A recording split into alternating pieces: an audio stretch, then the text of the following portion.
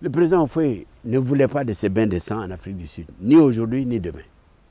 De sorte que il me fallait insister sur la nécessité incontournable de régler ce problème par la voie diplomatique, par le dialogue. Il a dit, en Côte d'Ivoire, il y a le parti unique.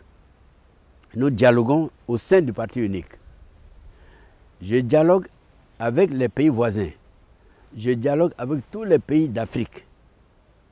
Nous pensons qu'il faut commencer par le dialogue interne en Afrique du Sud, entre blancs et noirs, et nous viendrons à la rescousse. À Soweto, est-ce qu'il y avait des responsables politiques, du moins dans votre délégation, il y avait aussi des blancs qui avaient une oreille attentive à ce que leurs frères noirs venaient de vous dire?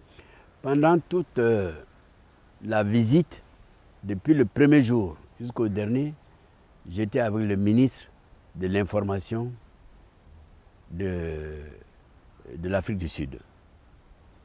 Il s'appelait M. Connie Mulder. Connie Mulder était venu à Yamoussoukro, avait été reçu par le président Houphouët avant ma visite là-bas. Et lui ou son adjoint, ils étaient deux, ne me quittaient jamais, tout le long de ma visite.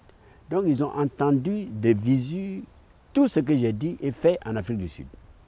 Et c'est devant eux, il était nécessaire que je parle devant eux, que je parle en présence et des Noirs et des Blancs. Et que des choses que les Blancs n'ont jamais entendues sur le sol sud-africain, ils l'entendent de la bouche du président Houphouët-Boigny à travers la mienne. C'est ce qui s'est passé. Ils ont assisté à tout. Et les Blancs qui m'accompagnaient, leurs collaborateurs, tous les membres du cortège ont toujours assisté à nos conversations, à nos déclarations. Donc c'était pour nous une thérapeutique importante.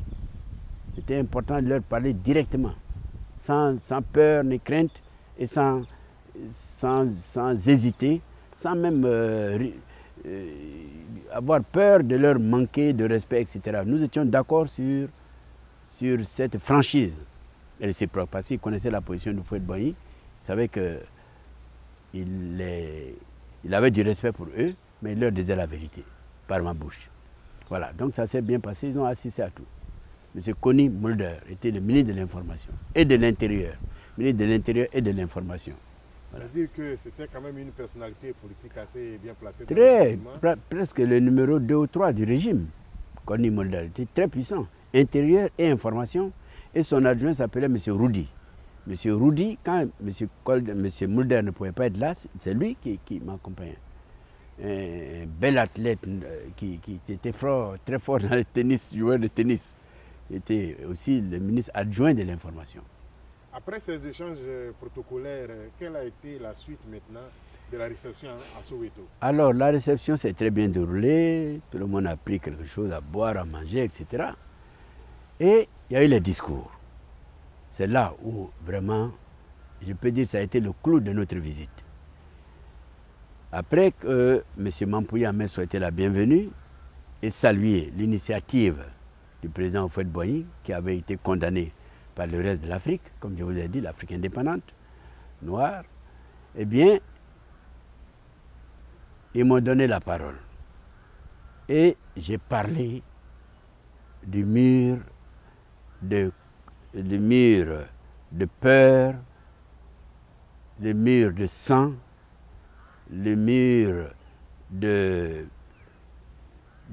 suspicion, de méfiance qui ne favorisait pas le dialogue, qu'il fallait casser ces murs-là pour que tous ceux qui habitent l'Afrique du Sud se sentent à l'aise et parlent ensemble.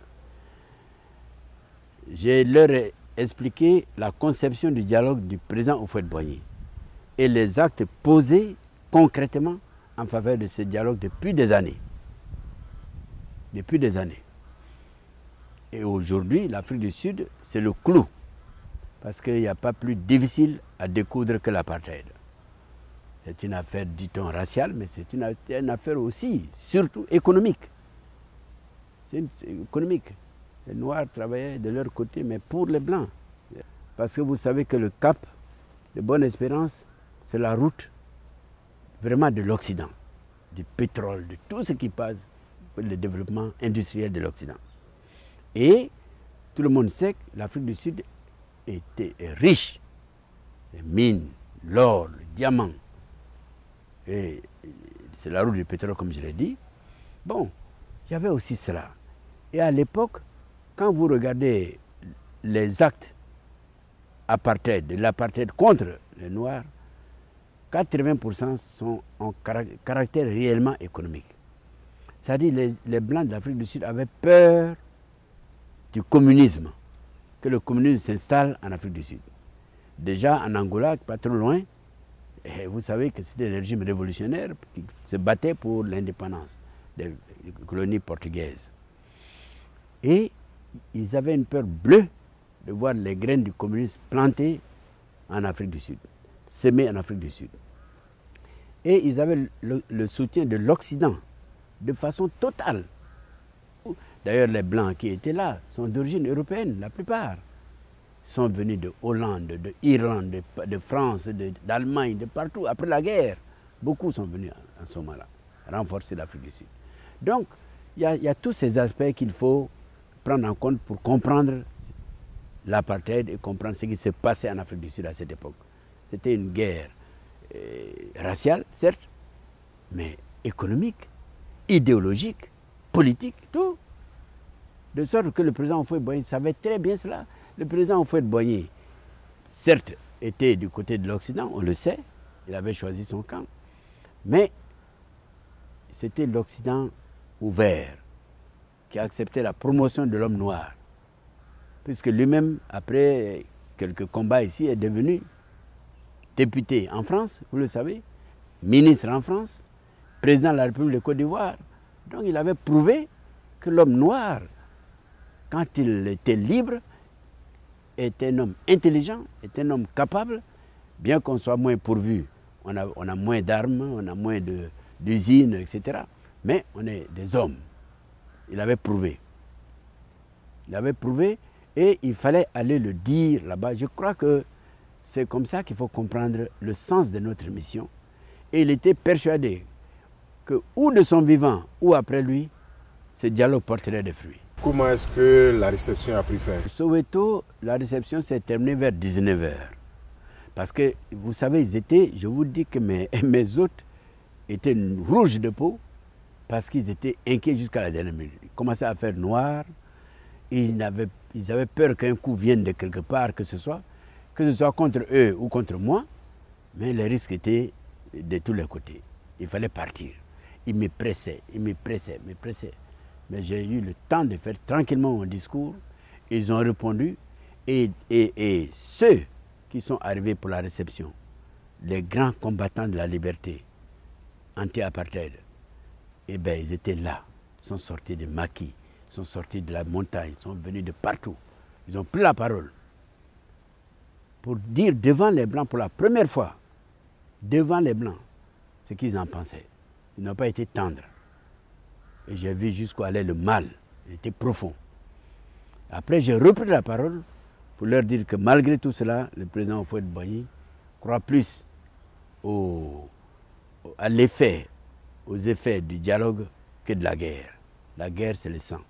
Il faut choisir entre le sang et le dialogue. D'ailleurs, le jeune qui était avec moi, M. Kamisogo, qui était de Fraternité Matin, qui m'a accompagné tout le long du voyage, a écrit un livre sur ce voyage. Et il y a un chapitre qui est indiqué, qui est intitulé « Le sang ou le dialogue ». Vous avez le choix. Eh bien, c'est le dialogue qui a fini par triompher. Mais donc, à Soweto, la réception s'est terminée, malgré tous ces discours enflammés. C'est terminé par la douceur, parce que j'ai terminé en appelant les deux parties au dialogue, en disant que c'est possible, que nous y croyons. Nous avons même dit, nous croyons que Mandela sortira de prison. On était loin de là en ce moment-là. Nous l'avons dit publiquement, en 1975. Je suis arrivé en Afrique du Sud le 10 septembre 1975. Le 10 septembre, j'ai fait 15 jours en Afrique du Sud. On pourrait dire que la vision du président Félix Houphouët-Boigny a porté, puisque des années plus tard, Nelson Mandela sortira de prison, et c'est ce que nous allons voir dans la suite dans Salon d'honneur. La visite a eu un clou, c'était Soweto, pour ce qui concerne l'Afrique du Sud, le dialogue diplomatique, qu'en ont été les conséquences pour une Afrique du Sud libérée.